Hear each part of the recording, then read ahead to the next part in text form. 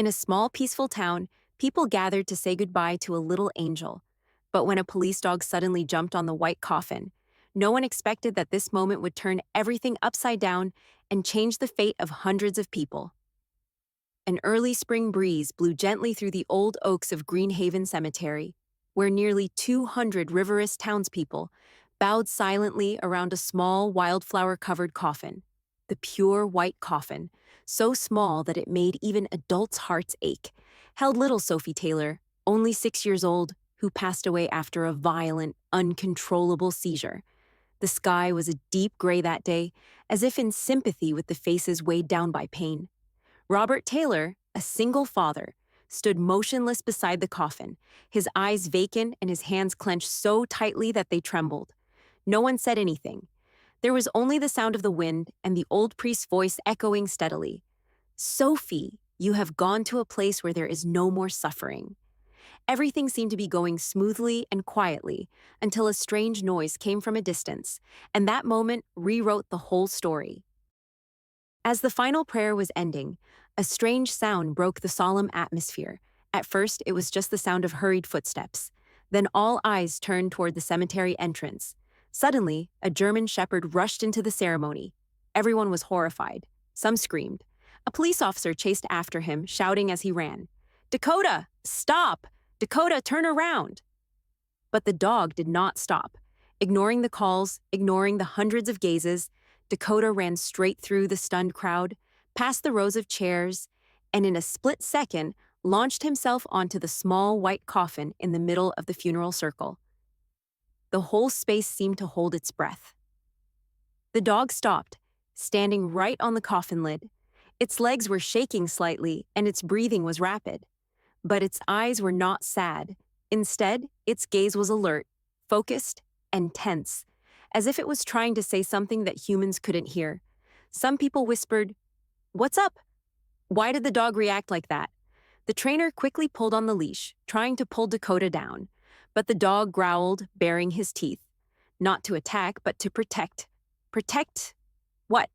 In the crowd, only one person remained motionless. A man in a black leather jacket sported a gray beard and sunglasses. He stood silently, his eyes never leaving Dakota. Then he muttered softly, "No, it's not mourning. It is a warning." Everyone thought Dakota was grieving. A dog sensed the loss, bonded with Sophie during therapy sessions. Now, he came to say goodbye. But those who have worked with professional service dogs know that pain does not manifest itself like that. Dakota did not howl or whine. He did not lie down like the dogs that once guarded his master's grave. On the contrary, its entire body tensed, ears erect, eyes focused intensely on the coffin. Officer Lowry, Dakota's direct K-9 handler, rushed over, ready to give orders. But with just one step forward, Dakota hissed, backed away, and held its position in alarm. There was no precedent for Dakota reacting to a trainer like that. Never. The silence that had filled the funeral hall turned to mild chaos. Anxiety, confusion, and fear. Some people tried to pull their children away. The pastor paused in his speech. Sophie's homeroom teacher burst into tears, not knowing why. At that moment, the man in the leather jacket came closer. He took off his sunglasses. His eyes were like blades cutting through the air. He spoke loudly enough for many people to hear. "Dakota isn't crying. He's reacting as if he smells danger or life." Some people sneered. Some looked at him suspiciously. But Robert, whose father had not said a word since the beginning of the ceremony, was staring intently at the dog. Somehow, he too began to feel something not spoken at this funeral. That man's name is Jake Morgan. No one here recognized him, just a stranger appearing in the crowd with a tough appearance, a face that reflected experience, and eyes that seemed to have witnessed war. Jake used to be a special forces medic, serving in Afghanistan and Iraq.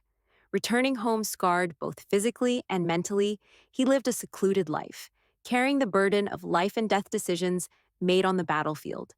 And it was there that he learned something no medical school taught. If a K-9 dog sounds the alarm, never ignore it. Jake looked at Dakota, not with the eyes of a stranger, but with eyes of someone who fought alongside dogs like that, between the line of life and death. He moved closer, his voice low, slow, but decisive. Don't drag it down. Dakota knows something we don't. A police officer stopped and said, "Please stay away from the ceremonial area." Jake did not get angry. He just held out his hand for Dakota to sniff. The dog sniffed it and immediately licked it, as if meeting an old comrade. Robert looked at the strange man with red eyes. "Who are you?" Jake hesitated for a moment and then replied, "I've been the one to take kids out of places where no one thought they'd survive. And today, I think we have another chance to do that." People began to whisper. The funeral atmosphere had turned into an atmosphere where doubt, hope, and fear intertwined. Jake approached the coffin and knelt on one knee. Dakota stood nearby, his eyes fixed on the closed white wooden lid. The air was deathly quiet. Everyone was waiting for something, though no one dared to say it aloud. Jake pressed his ear against the coffin. Some frowned, others shook their heads. Someone whispered, "What is he doing?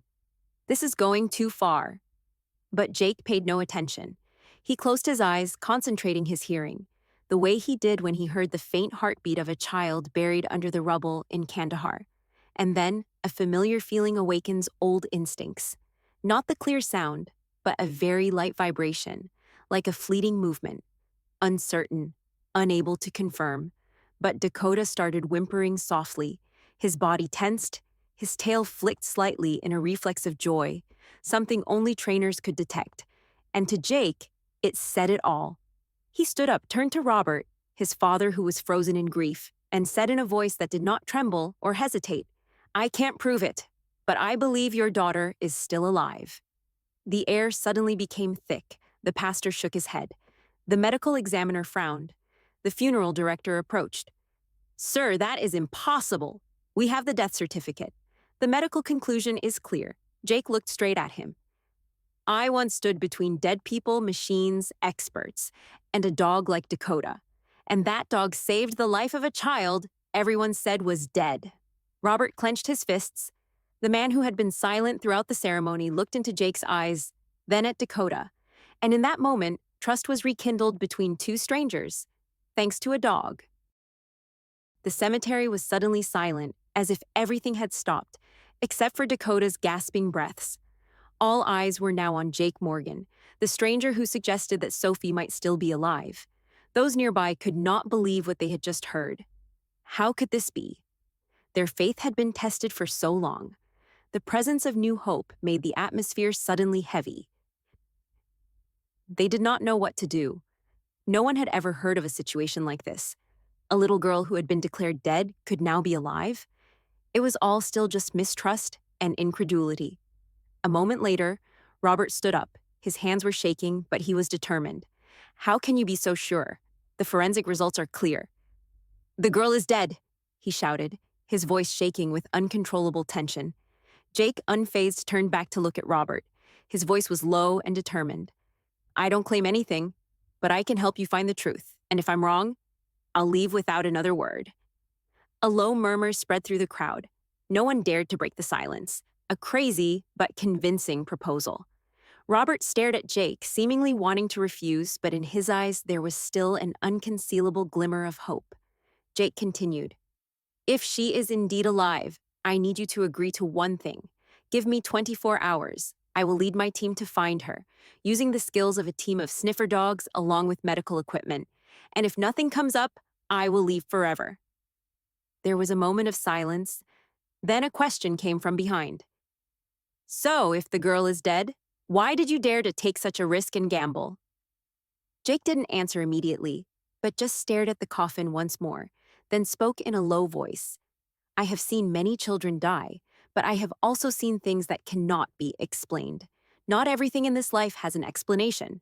Robert looked into Jake's eyes, and finally, with trembling hands, he replied, "Okay, 24 hours."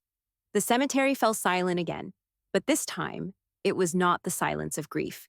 It was the silence of hope, hoping that a miracle can still happen. And in that moment, a new journey begins. Not only to find out the truth about Sophie, but also to discover mysteries that the town of Riverest has never known. The entire town of Riverest now seemed to stop in tense anticipation. The townspeople began to leave, but they could not shake the question that everyone was seeking an answer to. Is little Sophie really still alive? While others returned to their daily routines, Jake Morgan and his K9 team prepared to begin a search, determined not to give up. Dakota, no longer just a dog, but an image of hope on this journey. The dog stood firmly in front of Jake, his eyes determined, as if understanding that this mission was not simply to find a child, but to free souls trapped between life and death. The search party comprised people from different parts of town who had never met before, but were now united. They were people who had seemingly nothing in common, but now they all had a single goal: to find out the truth about Sophie Taylor. There is a local medical doctor, Dr. Montgomery, who had been at odds with Dr. Peterson, now sided with Jake. Along with him, a group of local volunteers joined in: farmers, animal rights activists, and even children who had gone to school with Sophie. All wanted to join in the search. As everyone prepared to leave, Robert, Sophie's father, stood alone looking into the distance. He felt as if he was walking on a blind path, not knowing whether he could hold on to this hope. But when he saw Dakota standing firmly beside the search party, he knew that he could not give up. The search begins. They split into small groups, traveling through the areas surrounding the cemetery, from dense woods to trails where small signs might hold clues to Sophie's survival. Dakota leading each group, eyes bright and noses keen, searching the air for any unusual signs. Throughout the journey, the participants not only seek the truth about Sophie, but also discover themselves. They find each other. People who never spoke before are now allies in this fight. A farmer shares the story of how his dog helped him find his missing horse. A teacher who was a friend of Sophie's recalls the happy hours she spent at school. All these stories make up the power of unspoken unity. Jake, despite his strong appearance, could help but feel emotional. This is not just a quest, it is a test of humanity, love, and faith. Despite their differences, can come together to form a strong force. No one wants to give up, even though the challenges are becoming increasingly difficult. Still, there was no sign. The groups returned to the assembly point tired but confident. Another day passed without any clear results. While others felt discouraged, Dakota, persistent and relentless in his search, felt a strong hunch, strong about something coming. And then, as the sky began to darken, a low growl came from the distance. Dakota, eyes strained and feet steady, found something. Jake and the search party ran, following the dog's steady steps. From afar, they saw a faint trace. Appeared to have been covered with weeds. A clue. Could it be Sophie's trace? Jake knelt down, his eyes never leaving the ground. Then he looked up at Robert, his eyes bright with hope. "We can be closer now. Let's go." Night had fallen, and the air in the search area had turned cold. Under the dim light, Jake and the search team stood around a desolate area. Dakota searching, eyes shone as if knowing they were about to find something important. Robert stood beside Jake, his eyes filled with worry. He looked at the faint trace on the ground, feeling as if what was happening was beyond his imagination. But what confused him the most was, is it true that Sophie is still alive? Jake looked at him, his eyes strong and sympathetic. He sighed, as if making a decision that would change everything. "I know this isn't easy, but if your daughter is still alive, we have to do something now," Jake said. His voice was low but determined. Robert turned back to look at the ground, where the small footprints continued to fade beneath Dakota's feet. Amidst the fear and grief, a glimmer of light flashed in his mind. "I lost Sophie, but is it possible to lose again? If not, try?" A tear rolled down Robert's cheek as he looked at the ground where the faint trail led. "Open the coffin. We must know the truth." Those words echoed like an irreversible decision. The entire search team stood still, no one daring to breathe loudly. The silence was heavier than ever. That decision would not only change the lives of Sophie and her family, but also be a turning point for everyone involved in this journey. Jake nodded, his eyes determined. It was a risky decision, but deep down, they all knew that this was their only chance. If Sophie were really alive, it would be a miracle. And if not, at least they could do everything in their power to find out the truth. The search team quickly contacted the hospital and local authorities. Paperwork and legal procedures began to speed up. Within hours, a medical team was ready to open the coffin. At the hospital, Dr. Peterson, who signed Sophie's death certificate, remained in his office, unaware that Robert's decision would change everything. Outside the hospital, everyone waiting. The hospital lights sparkled like a single bright spot in the darkness, but none of them could have predicted that the truth is getting closer than ever. The door opened. Doctors, along with rescue and search teams, entered. Everyone followed every step. All eyes were on the small coffin where a previous declaration ended a life. But now, things could be different. The room was suffocatingly quiet. Everyone stood still, not daring to breathe. Only the soft footsteps of the doctors and the rescue team could be heard as they approached the coffin. The air seemed heavy, filled with anxiety. The medical team was told to be prepared for anything, but none of them could have prepared for what happened. Opening the coffin was not just a procedure, but a determination to overcome all doubts. A challenge between belief and reality. Robert stood beside the coffin, his eyes fixed on it. He felt his heart pounding. Each beat was a hopeful cry. The seconds stretched on endlessly, as if time had stopped. Dr. Singh, the head of the medical team, gently placed her hand on the coffin lid. She took a deep breath, looked around at the team, and signaled for everyone to prepare. There was a small crack as the coffin lid was opened, revealing Sophie's calm face, who was still in her white clothes with her eyes closed, without a trace of movement. The room fell silent as the light fell on the girl's face. In that moment, everyone thought it was the end, an irreversible end. But then, a small noise came from Sophie's side. It wasn't a gasp, but a very slight sound, an insignificant change in the air. The medical team paused, listening. Dr. Singh leaned forward, his eyes focused on Sophie. A second passed, then another, until she heard it. A very light beat. It was the sound of a heartbeat, a faint but clear beat. A commotion arose from behind. People began to move, but Dr. Singh quickly raised his hand to signal them to stop. "The girl, she is still alive." The words echoed like a clap of thunder throughout the room. No one could believe what they had just heard. A faint but clear heartbeat was heard under the doctor's hand. Robert, until now, had remained motionless, but tears began to roll down his cheeks. He could not believe his own ears, unable to believe what he had just heard. Sophie, his daughter, is alive. It felt like a wave crashed into his soul. All the worries and pains of the past now merged into one indescribable feeling. There is a miracle, and that miracle is his daughter. Jake Morgan took a step back, looking into Robert's face. His eyes were filled with understanding. What they had just been through and what they had fought together, it all made sense now. It's not just Sophie who has come back to life. Everyone here, all of them, is alive with faith. Dr. Singh quickly ordered Sophie to be transferred immediately to the emergency room, where there was full support equipment to check her condition. Everyone knew this is a moment no one could forget. Sophie came back to life, not just a simple miracle, but the beginning of a new journey. A journey that could change her life and the lives of those around her. Most importantly, it changes what people in Riverest believe about life and death. After Dr. Singh's announcement, everything fell apart. The silence in the hospital room turned to chaos, but not the chaos one would expect. Everyone, from the doctors to the rescue team, quickly sprang into action. Sophie, the girl everyone thought was lost, was now starting to come back to life right before their eyes. Ambulances were on standby, but no one knew what to do next. No one dared to believe in this miracle, but they couldn't deny the fact either. Sophie was still alive. Right away, the medical staff began to perform emergency measures. They carefully moved Sophie from the coffin and quickly transferred her onto the stretcher. Although she had not fully recovered, Sophie's heartbeat was clearer than ever, and everyone felt a strong sense of hope. Jake stood nearby, watching the medical team's every move. A soldier's mind told him he could not be wrong, and he knew that every moment was important. Sophie needs to be taken to the emergency room immediately. He quickly stood up, looked Robert in the eye, and said, "We must act now. There is no time left." Robert said nothing. He just nodded, feeling as if everything had spiraled out of control. He couldn't believe it.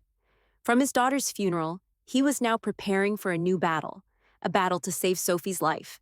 Doctors and nurses rushed to prepare, while an ambulance was dispatched directly to the hospital door. Robert ran after the rescue team, not leaving his daughter's side, not even for a step. He followed Sophie's every step as the ambulance took her to the intensive care unit. Everyone on the search team, from volunteers to neighbors, stood watching intently. They couldn't believe what had happened. They all shared one common feeling. They won an unlikely battle. The scariest thing right now is that no one knows how Sophie will survive. The doctors keep saying that there are still many challenges ahead. Sophie may recover, but she may not. They will have to continue to monitor her condition, check her body's reactions, and adjust treatment step by step. But one thing is undeniable: Sophie is alive again. After Sophie was taken to the emergency room, the medical team began working nonstop. Dakota, still following closely outside, did not leave a step. The dog is not only a companion on this journey, but also a part of this miracle. Jake stood outside the emergency room. His eyes were fixed on the door. He knew this journey had only just begun. Even though the search was over, Sophie's fight for her life still had a long way to go. But at least they had a chance to save the girl and to change everything they believed about life and death. Robert stood nearby, looking at the emergency room door where his daughter was being cared for. He felt a strange sense of peace, as if all the burdens and all the pain had been lifted. "You're still alive. Sophie's still alive," he whispered, as if reminding himself that everything was not a nightmare. At this moment in the emergency room, doctors and nurses were working nonstop. But in the hallway, a strange image was attracting everyone's attention. Dakota Jake's German Shepherd stood firm, not moving an inch. Despite all the efforts of the hospital staff, Dakota Jake's German Shepherd refused to leave. The dog showed no signs of fatigue despite working all day racing against time. Dakota Jake's German Shepherd sat waiting outside, eyes glued to the emergency room door, as if protecting Sophie from afar. The nurse approached, reaching out as if to pet the dog, but Dakota only took a step back, his eyes still focused on the door. Everyone present could sense the tenacity in the dog's actions. It was not the guarding of an ordinary animal.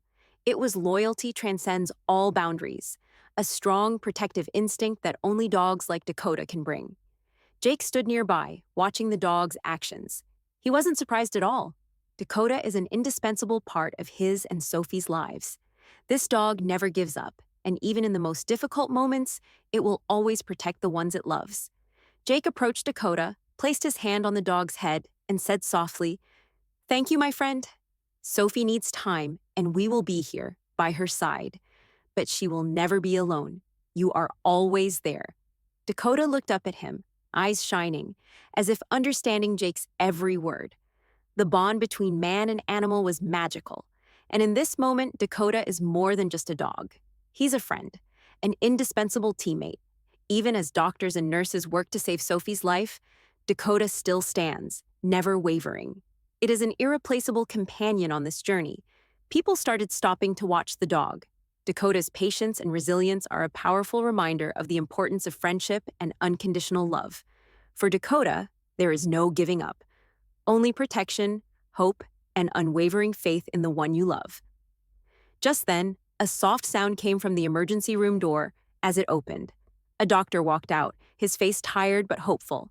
Sophie was stable, and the doctor was optimistic about her recovery. Robert stood up immediately and walked toward the doctor, his face filled with worry and anticipation. The doctor smiled. "Sophie is stable.